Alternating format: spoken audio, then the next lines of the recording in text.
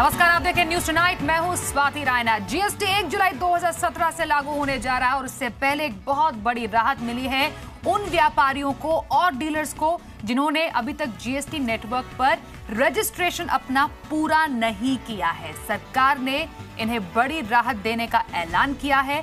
Revenue secretary Hasmukh Adhia ने कहा कि ऐसे व्यापारी और डीलर 1 जुलाई के बाद भी आसानी से कारोबार कर पाएंगे। ऐसे कारोबारियों को प्रोविजनल आईडी के जरिए कारोबार करने की छूट मिल जाएगी।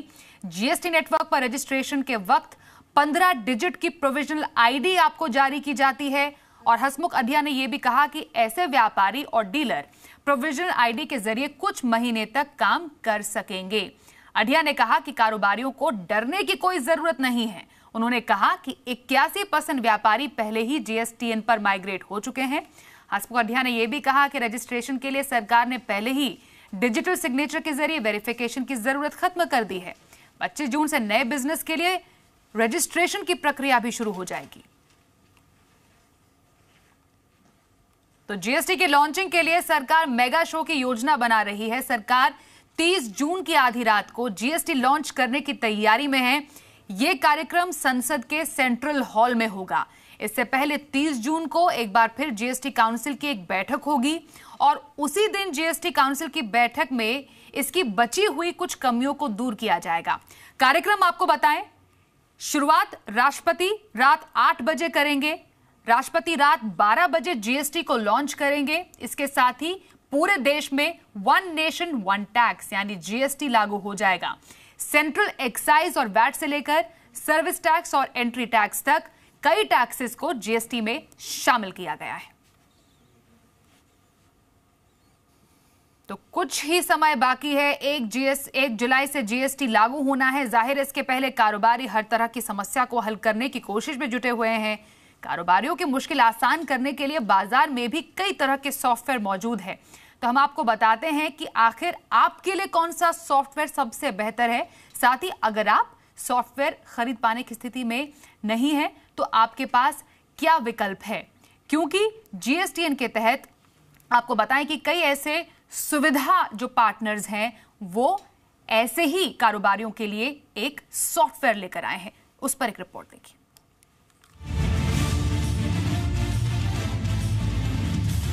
1 जुलाई से देश का टैक्स सिस्टम बदलने जा रहा है। दरअसल जीएसटी में रजिस्ट्रेशन से लेकर रिटर्न तक सब कुछ ऑनलाइन होगा। जाहिर है बिना लैपटॉप या कंप्यूटर के कारोबार करना मुमकिन नहीं होगा। लिहाजा मौके का फायदा उठाने के लिए कंपनियां धड़ाधड़ अपने प्रोडक्ट बाजार में उतार रही हैं। टैक्स के इस नए सिस्टम पर शिफ्ट होने के लिए बाजार में कई कंपनियों ने अपने सॉफ्टवेयर लॉन्च किए हैं, लेकिन कारोबारियों के लिए इनमें से कौन सा सॉफ्टवेयर बेहतर है ये जानना बहुत जरूरी है। साथ ही ये भी समझना जरूरी है कि कंप्यूटर या सॉफ्टवेयर लेते समय किन बातों का ख्याल रखें। दरअसल जीएसटी से पहले ऐसे कंप्यूटर बाजार में आ रहे हैं जिनमें पहले से जीएसटी से जुड़ा सॉफ्टवेयर इंस्टॉल है। जीएसटी से जुड़े ट्रांजैक्शन को सरल बनाने के लिए लेनोवो ने इंटेल के साथ हाथ मिलाया है और नोटबुक लैपटॉप की खास रेंज को बाजार में उतारा है। वहीं एचपी ने केपीएमजी के साथ मिलकर जीएसटी से जुड़ा खास इनवॉइस सॉफ्टवेयर तैयार किया है। दूसरी ओर एसर ने सॉफ्टवेयर कंपनी टैली के साथ मिलकर बिजगुरु नाम से नया प्रोडक्ट लॉन्च किया है। लेकिन बाजार से सॉफ्टवेयर लेते वक्त आपको कुछ बातों का ख्याल रखना भी जरूरी है। सॉफ्टवेयर का जीएसटी कंप्लायंट होना सबसे जरूरी है। कंपनी सेटअप के लिए ऑनलाइन रजिस्ट्रेशन सरल हो, इनवॉइस मैचिंग के लिए सरल फीचर मौजूद हो और डिजिटल इनवॉइस की व्यवस्था हो। जीएसटी सॉफ्टवेयर सॉल्यूशन 18 से लेकर 35,000 रुपए तक में मिल रहे हैं। कारोबारी ऐसे सॉफ्टवेयर पर सरकार से सब्सिडी की भी मांग कर रहे हैं। लेकिन आपको बता दें कि अगर कोई कारोबारी जीएसटी के सॉफ्टवेयर वाला कंप्यूटर खरीदने की हालत में नहीं है तो वो रजिस्ट्रेशन से लेकर रिटर्न तक का काम नजदीक के जीएसटी सेंटर से करा सकता है। ऐसे सेंटर हर जगह खुलेंगे जहां जीएसटीएन सॉफ्टवेयर पर कारोबारी रिटर्न दाखिल कर सकेंगे। ब्यूरो रिपोर्ट, जी मीडिया। अब बिग बी अमिताभ बच्चन आपको जीएसटी के बारे में बताएंगे। सरकार ने जीएसटी को प्रमोट करने के लिए बिग बी को चुना है। Central board of excise and customs यानी सीबीईसी अमिताभ बच्चन को जीएसटी का ब्रांड एम्बेसडर बनाने जा रही है। ये उसका एक वीडियो शेयर किया गया है। जीएसटी 1 जुलाई से लागू होने वाला है और अमिताभ के साथ 40 सेकंड का एक वीडियो भी सर्कुलेट किया जा रहा है। वित्त मंत्रालय ने अपने ट्वीट में इस वीडियो को अटैच किया है। इस वीडियो में अमिताभ बच्चन जीएसटी को एक्सप्लेन कर रहे हैं। ये भी बताएं, इससे पहले badminton star PV Sindhu GST के एम्बेसडर थी।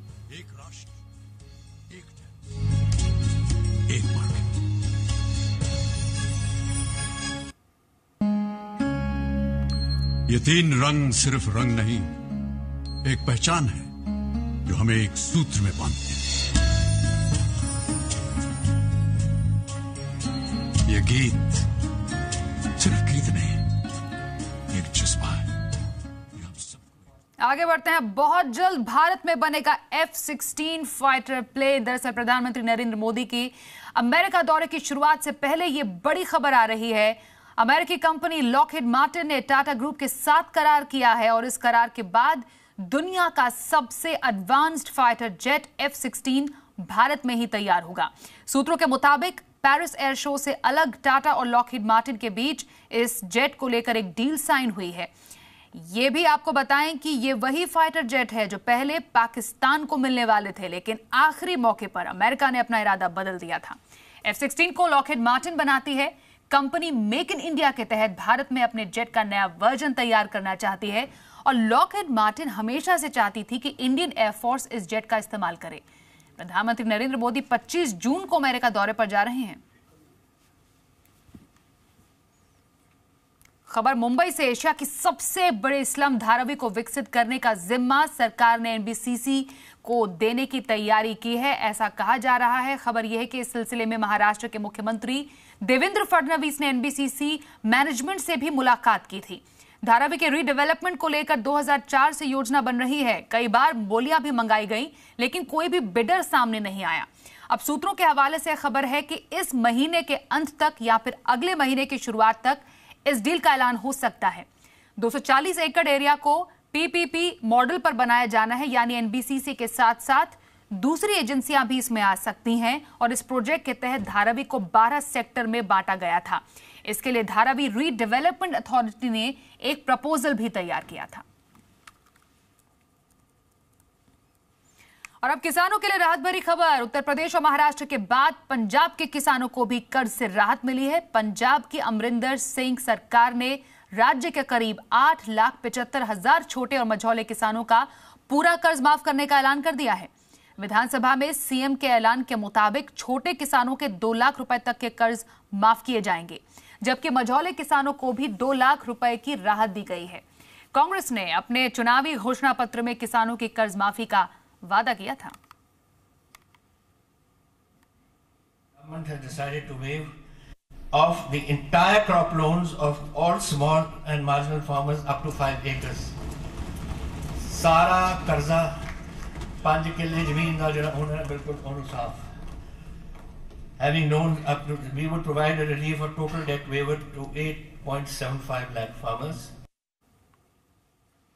वैसे सरकार जल्दी किसानों की कर्ज माफी की समस्या का स्थायी समाधान कर सकती है। जी बिजनेस को सूत्रों के हवाले से मिली जानकारी के मुताबिक प्रधानमंत्री कार्यालय ने कृषि मंत्रालय को किसानों को दिए जाने वाले कर्ज पर नई पॉलिसी बनाने के निर्देश दे दिए हैं और अगले 3 से 4 महीने के अंदर एक नई पॉलिसी भी जारी हो सकती है।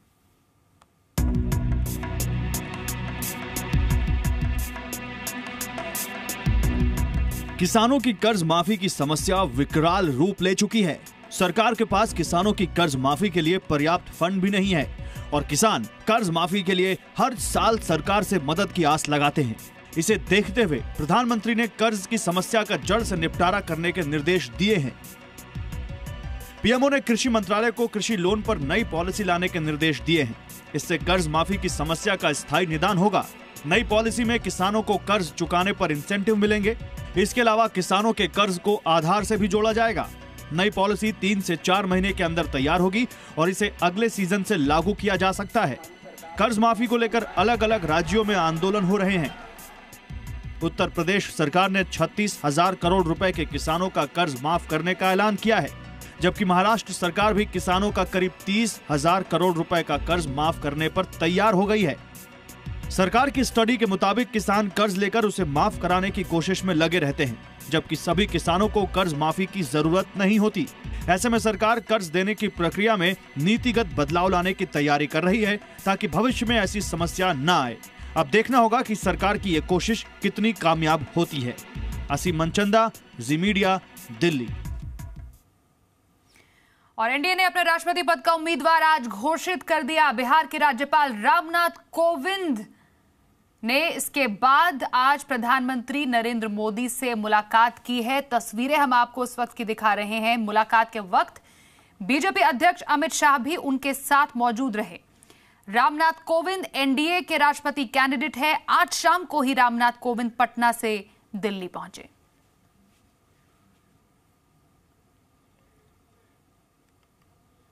तो एनडीए की तरफ से बिहार के गवर्नर रामनाथ कोविंद को राष्ट्रपति पद का उम्मीदवार घोषित किया गया और उसके बाद वो सीधे पटना से दिल्ली पहुंचे और प्रधानमंत्री मोदी के साथ मुलाकात उन्होंने की है।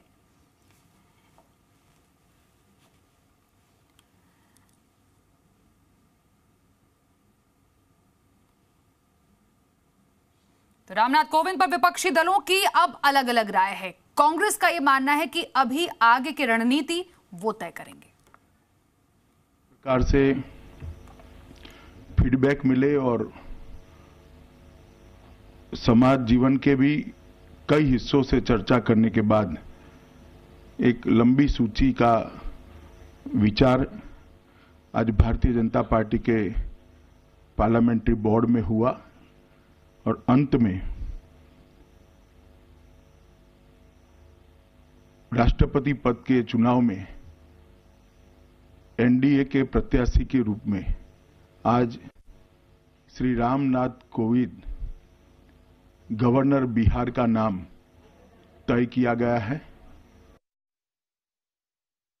बहुत ही शिष्टाचार, गरिमा में उनका आचरण होता है। तो इस पूर्णता में अगर देखा जाए तो भारत के राष्ट्रपति पद के लिए जो भी अपेक्षित गुण चाहिए वो माननीय रामनाथ कोविंद जी ने बहुत भरी हुई हैं। हाँ, वो दलित भी हैं, बहुत साधारण परिवार में पैदा हुए, कई बाधाएं रहीं, लेकिन यह बाधा कभी उनके व्यक्तित्व के विकास में और विचारधारा के समर्पण में कभी आड़े नहीं आई। दोनों से अपील करूंगा कि श्री रामनाथ कोविंद जी के समर्थन में वे सब दलगत भावना से ऊपर उठ करके उन्हें समर्थन देकर के राष्ट्रपति पद के लिए उन्हें अपना समर्थन और अपना सहयोग दें। धन्यवाद। राष्ट्रपति पद के लिए एनडीए की तरफ से जो घोषित उम्मीदवार है उस पर कांग्रेस पार्टी अभी कोई टिप्पणी नहीं करना चाहता है। कांग्रेस पार्टी का शुरू से ही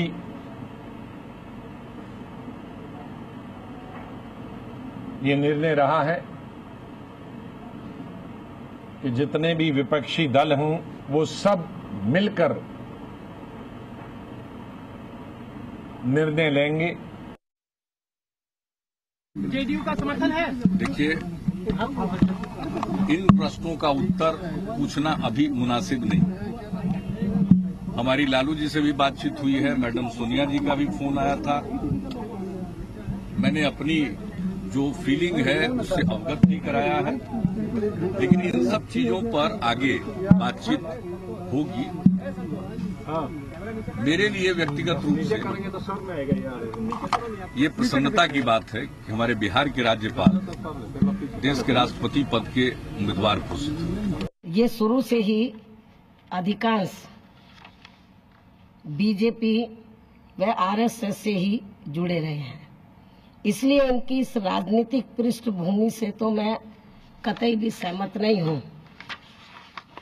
लेकिन बीजेपी व इनके एनडीए ने अब इनको राष्ट्रपति पद के लिए अपना उम्मीदवार तय कर लिया है, तो ऐसी स्थिति में इनके दलित होने के नाते इनके प्रति हमारी पार्टी का स्टैंड नकारात्मक तो नहीं हो सकता है, अर्थात सकारात्मक ही रहेगा।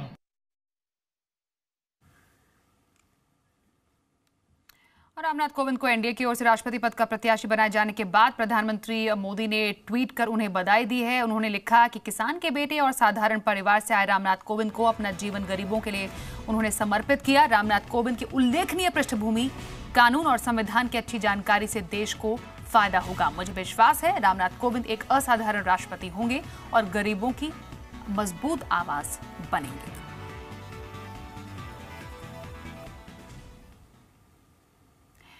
और बैंकों के बढ़ते एनपीए को लेकर पीएमओ में आज एक अहम बैठक हुई है। बैठक में एनपीए से निपटने के लिए मौजूदा तैयारियों का रिव्यू किया गया है। बैठक की अध्यक्षता पीएम के अतिरिक्त सचिव पीके मिश्रा ने किया। इस बैठक में आरबीआई के डिप्टी गवर्नर विरल आचार्य समेत दूसरे विभागों के सचिव भी मौजूद रहे। इससे पहले पिछले हफ्ते 12 जून को वित्त मंत्री अरुण जेटली ने सरकारी बैंकों के अधिकारियों के साथ एक बैठक की थी। सरकार एनपीए से निपटने के लिए बैंकिंग रेगुलेशन एक्ट में संशोधन कर एक अध्यादेश लेकर आई और एनपीए की लिस्ट भी तैयार की जा रही है और करीब 81 मामले एनसीएलटी में भेजे जा चुके हैं, जिसमें से 32 कंपनियों ने तो खुद दिवालिया होने के लिए अपील भी की है। शेयर मार्केट का हाल भी जान ले। सेंसेक्स और बैंक निफ्टी आज नए रिकॉर्ड स्तर पर बंद हुए और अच्छे ग्लोबल संकेतों के चलते भारतीय बाजारों में तेजी देखने को मिली। निफ्टी 9650 के स्तर के ऊपर बंद होने में कामयाब रहा। मिड कैप और स्मॉल कैप शेयरों पर आज दबाव देखने को मिला। कारोबार खत्म होने पर सेंसेक्स 255 अंक, निफ्टी 70 अंक की बढ़त के साथ बंद हुए। मेटल, बैंक, कैपिटल गुड्स और एफएमसीजी शेयरों में खरीदारी रही। वहीं रियल्टी और कंज्यूमर ड्यूरेबल शेयरों पर दबाव था। रियल्टी, कंज्यूमर ड्यूरेबल इंडेक्स को छोड़कर बीएसई के सभी सेक्टोरल इंडेक्स हरे निशान में बंद हुए। देश की दूसरी सबसे बड़ी कंपनी सेंट्रल डिपॉजिटरी सर्विसेज यानी सीडीएसएल का इश्यू आज से खुला और 21 जून को यह बंद होगा। पिछले दिन ही कंपनी का इश्यू पूरा सब्सक्राइब हो गया। पहले दिन ही ये पूरा सब्सक्राइब हुआ है। कंपनी ने इश्यू का प्राइस बैंड 145 से 149 रुपए प्रति शेयर तय किया है। इश्यू के जरिए कंपनी की 1045 करोड़ रुपए जुटाने की योजना है, जिसमें फ्रेश इश्यू के जरिए कंपनी 524 करोड़ रुपए जुटाएगी। कंपनी के एक लॉट में 100 शेयर होंगे और फिलहाल कंपनी में बीएसई की लगभग 50% हिस्सेदारी है और आईपीओ आने के बाद कंपनी में बीएसई की हिस्सेदारी घटकर 24% रह जाएगी। कंपनी की 36% आय एनुअल इश्यूअर चार्जेस से होती है और डिपॉजिटरी मार्केट में कंपनी का 44% मार्केट शेयर है। ज्यादातर ब्रोकरेज हाउसेस की कंपनी के आईपीओ में सब्सक्राइब करने की राय है। बिटकॉइन जैसी वर्चुअल करेंसी को रेगुलेट करने के लिए सरकार ने कोशिशें तेज कर दी है। सूत्रों के मुताबिक इसके फ्रेमवर्क पर चर्चा करने के लिए वित्त मंत्री ने एक हाई लेवल मीटिंग बुलाई। यह बैठक अगले हफ्ते हो सकती है। इस बैठक में मार्केट रेगुलेटर सेबी और आरबीआई को भी बुलाया गया है। बैठक में आरबीआई गवर्नर उर्जित पटेल और सेबी प्रमुख अजय त्यागी शामिल होंगे। साथ ही गृह मंत्रालय और नीति आयोग भी बैठक में शामिल होंगे। इस बैठक में वर्चुअल करेंसी के लिए फ्रेमवर्क बनाने पर चर्चा होगी। अब आप घर के बल्ब और पंखे भी ईएमआई पर लगा सकते हैं। दरअसल ईईएसएल यानी एनर्जी एफिशिएंसी सर्विसेज लिमिटेड अब सरकारी और निजी बिल्डिंग्स में एनर्जी एफिशिएंसी वाले एसी, पंखे, बल्ब, ट्यूबलाइट ईएमआई पर लगाकर देगी। ईएसएल को एक बिल्डिंग में एनर्जी एफिशिएंसी प्रोडक्ट लगाने पर जितना खर्च होगा उसे धीरे धीरे 5 साल में चुकाना होगा। कंपनी लगातार 5 साल तक प्रोडक्ट्स का मेंटेनेंस भी करेगी। कंपनी का दावा है कि उनके लगाए प्रोडक्ट्स में से बिजली खपत में करीब 30% तक की बचत होगी। ईईएसएल ने महाराष्ट्र सरकार के 1500 बिल्डिंग्स में एनर्जी एफिशिएंसी प्रोडक्ट लगाने के लिए करार किया है। इसके अलावा कंपनी ने इंडियन रेलवे के साथ भी एक एमओयू साइन किया है। पीडब्ल्यूडी महाराष्ट्र जो गवर्नमेंट बिल्डिंग ओन करता है, चाहे वो हॉस्पिटल हो, चाहे वो उनका ऑफिस हो, चाहे उनके गेस्ट हाउस हो, उसमें हम ये कार्यक्रम शुरू कर चुके हैं। इसके अलावा भारतीय रेलवे के साथ हमने करीब उनके 1000 ए और A1 क्लास के जो बड़े बड़े रेलवे स्टेशन हैं उस पर ये कार्यक्रम लागू करना शुरू किया है।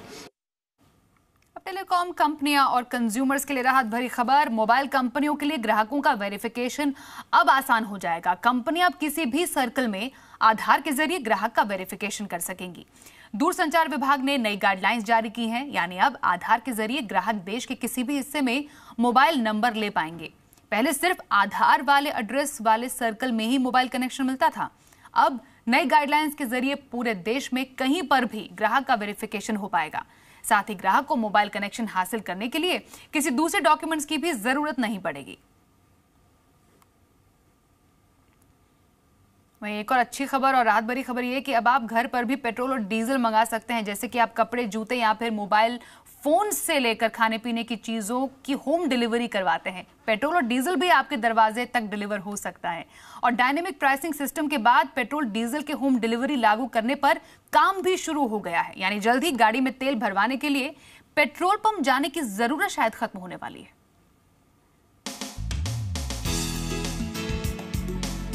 अगर आप भी पेट्रोल पंप पर लगने वाली ऐसी लंबी कतारों से परेशान हैं, तो आपके लिए अच्छी खबर है। सरकार की योजना कामयाब रही तो अगले 3-4 महीने में आप घर बैठे पेट्रोल डीजल मंगा सकेंगे। सूत्रों के मुताबिक पेट्रोल मंत्रालय ने इस योजना के लिए ड्राफ्ट पर काम शुरू कर दिया है और इस पर पेट्रोल पंप डीलर्स और तेल मार्केटिंग कंपनियों से राय मांगी गई है। सूत्रों के मुताबिक शुरुआत में इसे डायनेमिक प्राइसिंग सिस्टम की तरह ही पायलट प्रोजेक्ट के तौर पर लागू किया जाएगा। पायलट प्रोजेक्ट से पहले सभी स्टेक होल्डर्स की बैठक बुलाई जाएगी। फ्यूल डिलीवरी पेट्रोल पंप के जरिए हो या थर्ड पार्टी के जरिए, इस पर भी विचार किया जा रहा है। मंत्रालय ने तेल कंपनियों से पूछा है कि किन इलाकों में पेट्रोल डीजल की सप्लाई में दिक्कत है। साथ ही ये रिपोर्ट मांगी गई है कि होम डिलीवरी के ग्रुप बायर कौन कौन हो सकते हैं।